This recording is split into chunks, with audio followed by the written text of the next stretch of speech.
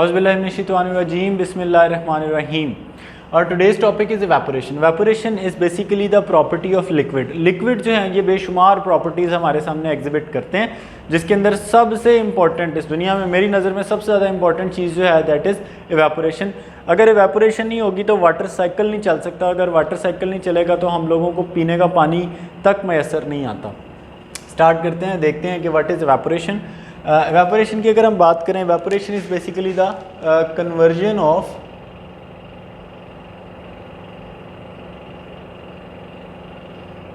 a liquid into gas. जब एक liquid gas के अंदर कन्वर्ट हो जाता है दैट इज कॉल्ड इवेपोरेशन. ठीक है, the conversion of liquid into gas is known as evaporation. इसको अगर हम सिंपली लिखें इस तरह से तो दैट इज लिक्विड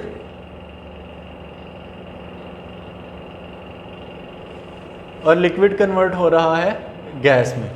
तो किसी भी लिक्विड का किसी भी माया का गैस में तब्दील हो जाना that is called evaporation.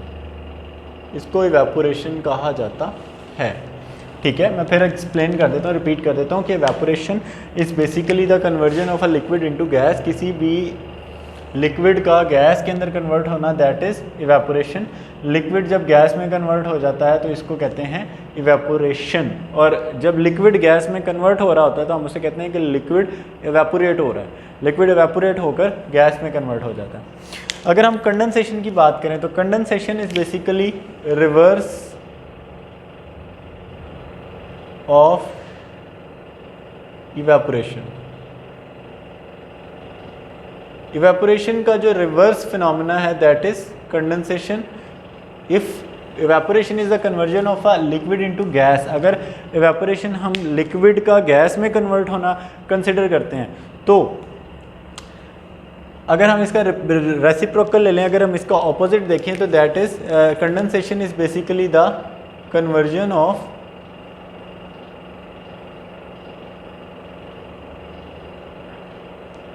a gas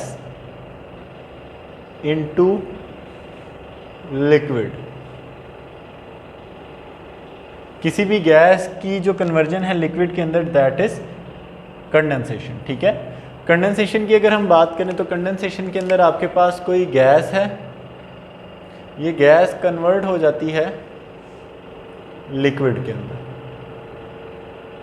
ठीक है, gas converts into liquid and that is called condensation. तो हमने अभी तक दो प्रोसेस पढ़े हैं, that is evaporation and condensation.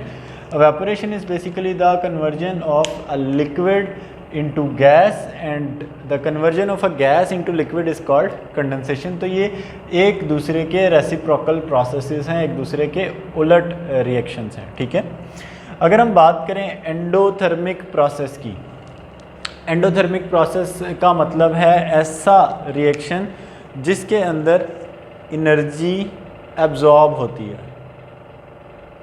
Energy is absorbed. ठीक है, such reactions in which energy is absorbed that reactions are called endothermic reaction. Endothermic process always requires energy. Endothermic process को एनर्जी हमेशा रिक्वायर होती है, चाहिए होती है. तो एनर्जी हम लोग एक्सटर्नली प्रोवाइड करते हैं. ठीक है, energy is always externally provided. मैं इसकी एक एग्जांपल लिखता हूँ. फॉर एग्जांपल आपके पास है जी वाटर है H2O और ये है लिक्विड फॉर्म में, और आपने इसको कन्वर्ट कर दिया है H2O वेपर फॉर्म में. यानी इसको हम, बल्कि मैं इसको G लिख देता हूँ, दैट इज़ गैशियस फॉर्म. तो वाटर लिक्विड से गैस में कन्वर्ट हो रहा है. ठीक है, तो लिक्विड से गैस में कन्वर्ट होना दैट इज़ इवेपोरेशन. लिक्विड से गैस में कन्वर्ट होने के लिए इसको हीट चाहिए, इसको एनर्जी चाहिए. ठीक है, तो एंडोथर्मिक प्रोसेस मैं इसे कह सकता हूँ कि evaporation is a endothermic process. Evaporation एक ऐसा प्रोसेस है जिसमें हम लोगों को हीट चाहिए होती है। तो जब भी कोई लिक्विड किसी गैस में कन्वर्ट होता है तो हमेशा ये इन ड्यू टू द हीट, इसको टेम्परेचर चाहिए होता है, इसको हीट चाहिए होती है ताकि वो गैस में कन्वर्ट हो जाए। तो एंडोथर्मिक प्रोसेस है इवेपोरेशन।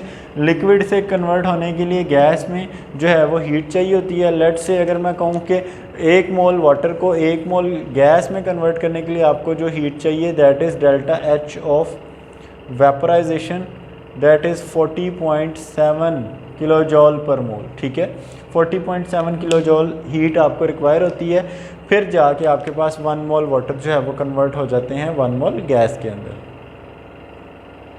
और अगर हम इसका रेसिप्रोकल फिनोमेना देखें, इसका उलट प्रोसेस देखें, सो दैट इज़ कंडेंसेशन। ठीक है बेटा, तो आपने अगर किसी भी चीज़ को इवेपोरेट कराना है, अगर आपने वाटर को ही इवेपोरेट कराना है तो आप सिंपली क्या करेंगे, आप वाटर को किसी वेसल, किसी कंटेनर के अंदर लेकर आप सिंपली आप उसको हीट करेंगे और हीट करने के बाद जो है वो कन्वर्ट हो जाएगा गैस में। ठीक है, या वेपर स्टेट के अंदर वो कन्वर्ट हो जाएगा, वाटर वेपर्स बन जाएंगे आपके पास, and that are the form of gaseous state. अगर हम इस फिनोमेनन की बात करें तो आपके पास जब भी किसी लिक्विड को हीट किया जाता है, when ever you heat a liquid, heat करने से जो सबसे पहला चेंज आता है, हीट करने में सबसे पहला चेंज जो है that is increase in kinetic energy, increase in kinetic energy of molecules. ठीक है, काइनेटिक एनर्जी ऑफ मॉलिक्यूल जो है वो इंक्रीज़ कर जाती है। काइनेटिक एनर्जी मॉलिक्यूल इंक्रीज़ करने के साथ ही the molecules having high kinetic energy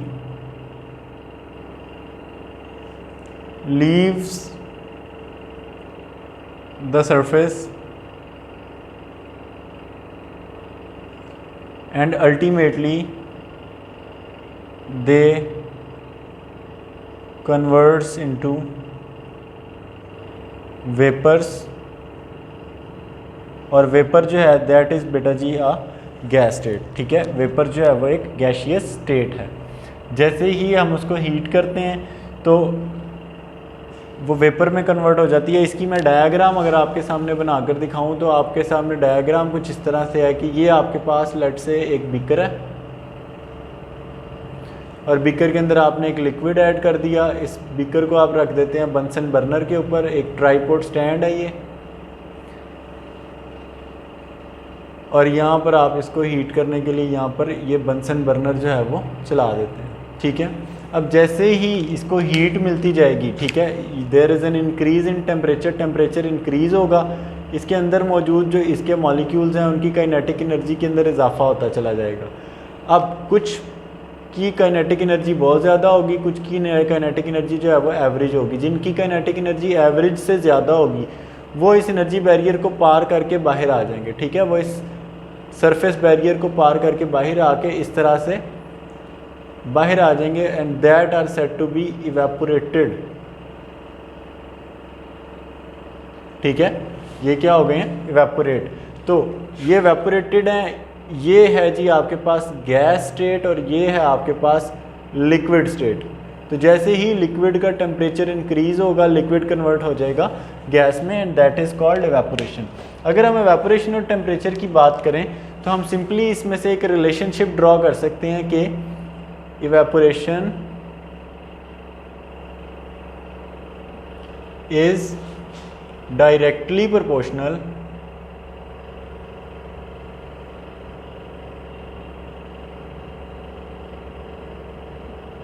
to temperature। evaporation जो है ये टेम्परेचर के डायरेक्टली प्रोपोर्शनल है। अगर हम मैथमेटिकली लिखें इसको तो वो कुछ इस तरह से है कि temperature is directly proportional to evaporation. ठीक है, जितना ज़्यादा हम इसका ट्रेंड अगर बना लें तो वो ये है कि इंक्रीज इन टेम्परेचर, जितना ज़्यादा आप टेम्परेचर बढ़ाते जाएंगे there will be a increase in evaporation, temperature increase करने से इवेपोरेशन इंक्रीज़ कर जाती है एंड वाइस वर्सा। और इसी तरह से अगर आप टेम्परेचर डिक्रीज़ करेंगे तो इवेपोरेशन का जो रेट है या इवेपोरेशन का जो फिनोमेनन है वो भी डिक्रीज़ करता चला जाएगा। उसके बाद बात करते हैं evaporation is a cooling process. जहाँ पर भी इवेपोरेशन होती है वहाँ पर कूलिंग प्रोड्यूस हो जाती है। जैसा आपने देखा होगा कि अक्सर गर्मियों में जैसे ही बारिश होती है, बारिश होने के बाद जो है वो फ़ौरन एनवायरनमेंट जो है वो कुछ देर बाद ठंडा हो जाता है। लेकिन या फिर जैसे हम गली घरों के बाहर जो है लॉन के अंदर पानी लगा देते हैं, इसी तरह से सिंध में अगर पानी लगा दें तो वो सिंध जो है वो ठंडा हो जाता है। या आपने देखा होगा घर में जब सफाई होती है तो जब हम साफ़ करते हैं या जो लाइक मार्बल के ऊपर जब पानी पड़ता है तो बाद में वो वहाँ पर ठंडक का एहसास होता है। ऐसा क्यों होता है? ऐसा इसलिए होता है, evaporation is a cooling process. Let's say ये आपके पास एक सरफेस है, ठीक है, और इस सरफेस के ऊपर ये आपके पास यहाँ पर वाटर की लेयर है, ठीक है, या लिक्विड की लेयर है। जैसे ही ये लिक्विड के पार्टिकल्स यहाँ से इवेपोरेट होते हैं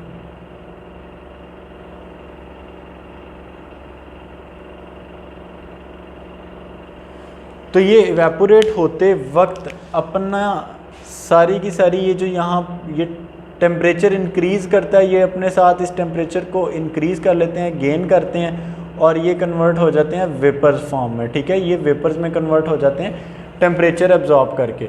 तो जैसे ही ये टेम्परेचर अब्जॉर्ब करते हैं, इनकी काइनेटिक एनर्जी ज़्यादा होती है।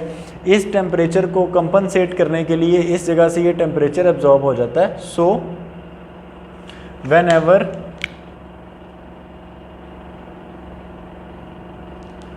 there is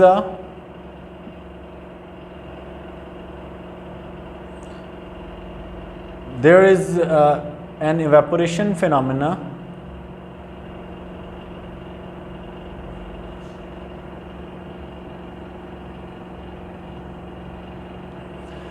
to compensate energy barrier, compensate energy, the evaporated particles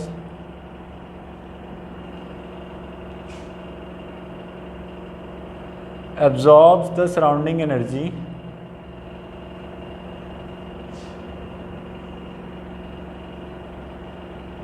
ठीक है। ये evaporated particle जो है सराउंडिंग की एनर्जी को absorb कर लेते हैं, results in decrease in temperature। तो जैसे ही उस एनर्जी को एब्जॉर्ब कर लिया जाता है फ़ौरन टेम्परेचर जो है वो डिक्रीज़ हो जाता है, टेम्परेचर जो है वो कम हो जाता है। जैसे ही ये पार्टिकल सरफेस से इवेपोरेट करते हैं, इस सरफेस के ऊपर मौजूद एक्स्ट्रा एनर्जी को ये एब्जॉर्ब कर लेते हैं। एनर्जी एब्जॉर्ब होने की वजह से उस जगह का टेम्परेचर जो है वो कम हो जाता है, क्योंकि जो एक्सेस ऑफ एनर्जी है उसको ये पार्टिकल्स लेकर इवेपोरेट हो जाते हैं। सो दैट्स वाई उस जगह पर कूलिंग प्रोड्यूस होती है। इसलिए हम कहते हैं कि evaporation is a cooling process. जैसा कि गर्मियों में हम लोगों को पसीना आता है, जैसे ही पसीना आता है हमारी सरफेस के ऊपर जो है वो लिक्विड स्वेट आ जाता है और हमारी सरफेस के ऊपर जो टेम्परेचर होता है उस टेम्परेचर को वो गेन करते हैं और पार्टिकल्स इवेपोरेट हो जाते हैं और अल्टीमेटली हमारी जो सरफेस है या जो स्किन है वो ठंडी हो जाती है और एक ठंडक का एहसास प्रोड्यूस होता है। So evaporation is a cooling process. अगर हम फैक्टर्स की बात करें जिनके ऊपर इवेपोरेशन डिपेंड करती है, that is surface area, temperature and intermolecular force. बात करते हैं सबसे पहले सरफेस एरिया की। सरफेस एरिया का सबसे पहले ट्रेंड देखेंगे और उसके बाद उसकी एग्जांपल देखेंगे। सरफेस एरिया के ट्रेंड के अंदर है बेटा आपके पास के सरफेस एरिया, मैं इसको सिंपल लिखता हूँ कि surface area is directly proportional to evaporation, कि increase in surface area increase in evaporation and decrease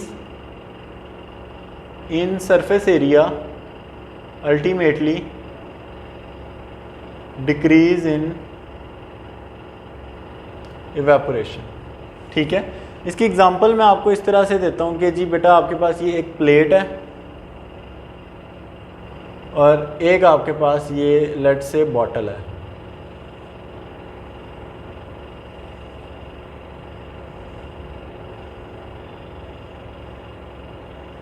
ठीक है।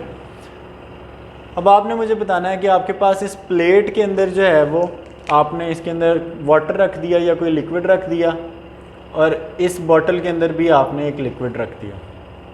अब देखें, इसको सरफेस एरिया जो है वो ज़्यादा मिलता है, इसके सरफेस एरिया ज़्यादा होने की वजह से इसके अंदर एवेपोरेशन भी जो है वो ज़्यादा होगी। ठीक है, due to the increase in surface area the evaporation increases, और इसका सरफेस एरिया जो है वो बिल्कुल कम है तो इसकी एवेपोरेशन भी जो है वो बिल्कुल कम होगी। So increase in surface area increase in evaporation, decrease in surface area decrease in evaporation. इसका सरफेस एरिया छोटा है, इसकी एवेपोरेशन कम है, इसका सरफेस एरिया ज़्यादा है, इसकी एवेपोरेशन भी ज़्यादा है। इसी तरह से वो सॉर्सर की एग्जांपल आपकी बुक के अंदर कोट की गई है। टेम्परेचर की बात करें तो टेम्परेचर का जो ट्रेंड है दैट इज़ टेम्परेचर, जैसा कि मैंने यहाँ पर आपको बताया कि temperature is directly proportional to evaporation. Temperature जितना बढ़ाते जाएंगे एवेपोरेशन उतनी ज़्यादा होती जाएगी, टेम्परेचर जितना कम होगा एवेपोरेशन उतनी कम होगी। इसकी एग्जांपल को एक्सप्लेन करने के लिए आपके पास लेट्स से 2 बीकर्स हैं,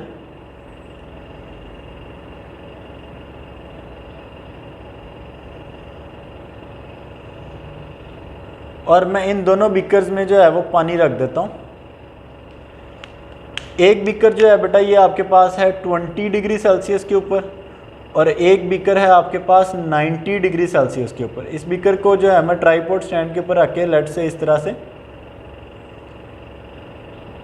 हीट प्रोवाइड कर रहा हूँ। अब इसके अंदर रेट ऑफ एवेपोरेशन और इसके अंदर रेट ऑफ एवेपोरेशन दोनों डिफरेंट होंगे।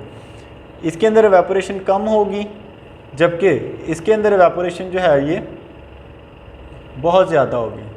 तो इसके अंदर एवेपोरेशन ज़्यादा होने की वजह ये है कि इसके अंदर जो है वो टेम्परेचर चेंज है, टेम्परेचर ज़्यादा है। टेम्परेचर इंक्रीज़ करने से एवेपोरेशन जो है वो इंक्रीज़ करती है, और टेम्परेचर कम होता है तो एवेपोरेशन भी कम होती है।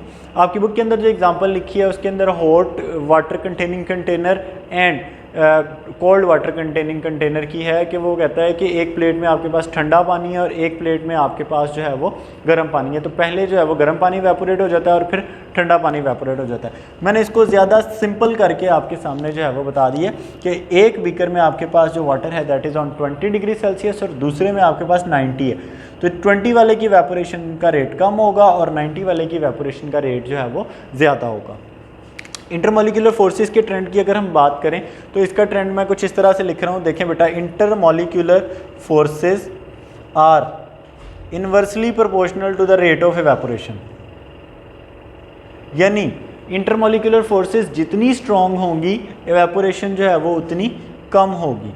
कैसे कम होगी, मैं लेट से इसकी एग्जांपल को मैं एक्सप्लेन करता हूँ। आपके पास वाटर है H2O और आपके पास अल्कोहल है। वाटर एंड अल्कोहल की एग्जांपल है आपके पास। अब वाटर की अगर हम बात करें तो वाटर के अंदर वेरी स्ट्रॉन्ग हाइड्रोजन बॉन्डिंग होती है, ठीक है, इसके अंदर बड़ी स्ट्रॉन्ग H बॉन्डिंग जो है वो मौजूद है, और अल्कोहल के अंदर जो है ये वीक इंटरमॉलिक्यूलर फोर्सेस जो हैं वो मौजूद होती हैं, जिसकी वजह से रेट ऑफ एवेपोरेशन वाटर का स्लो है, जबकि रेट ऑफ एवेपोरेशन जो अल्कोहल का है वो फास्ट है। बल्कि इसकी एग्जांपल मैं इस तरह से भी दे देता हूँ कि आपने देखा होगा पेट्रोल और वाटर, आप एक प्लेट में पेट्रोल रख दें, एक प्लेट में आप वाटर रख दें, पेट्रोल जल्दी एवेपोरेट करेगा कि वाटर जल्दी एवेपोरेट करेगा, कौन जल्दी से हवा के अंदर मतलब कहते हैं उड़ जाएगा। तो सबसे पहले अगर हम देखें तो पेट्रोल जो है वो बड़ी जल्दी वेपराइज हो जाएगा, पेट्रोल बड़ी जल्दी वेपर्स में कन्वर्ट हो जाएगा, वाटर इतनी जल्दी वेपर्स में कन्वर्ट नहीं होगा, क्योंकि पेट्रोल की जो इंटरमॉलिक्यूलर फोर्सेज हैं वो वीक हैं, वाटर की इंटरमॉलिक्यूलर फोर्सेज स्ट्रॉन्ग है। So stronger the intermolecular forces lesser will be the evaporation. अब बात करें अगर शहद की, हनी, तो शहद के अंदर बहुत स्ट्रॉन्ग इंटरमॉलिक्यूलर फोर्सेज हैं, उसको आप ऐसे प्लेट में रख दें, वो मजाल है वो एवेपोरेट कर जाए, क्योंकि उसके अंदर इंटरमॉलिक्यूलर फोर्सेज जो हैं वो बड़ी ज़्यादा स्ट्रॉन्ग हैं, और जिसके अंदर इंटरमॉलिक्यूलर फोर्सेज स्ट्रॉन्ग होती हैं उसकी एवेपोरेशन कम होती है, जिसके अंदर इंटरमॉलिक्यूलर फोर्सेज वीक होती हैं उसकी एवेपोरेशन जो है वो तेज़ होती है। So this is all about the topic evaporation. Evaporation को आपने इसी तरह से definition, condensation, exothermic process with example, phenomenon chemistry and evaporation in temperature, cooling process कैसे और इसके 3 फैक्टर्स, आपने इसको बिल्कुल इसी तरह से एक्सप्लेन करना है। अपने गिरदोनवा में तमाम लोगों का ख्याल रखिएगा। अल्लाह हाफ़िज़।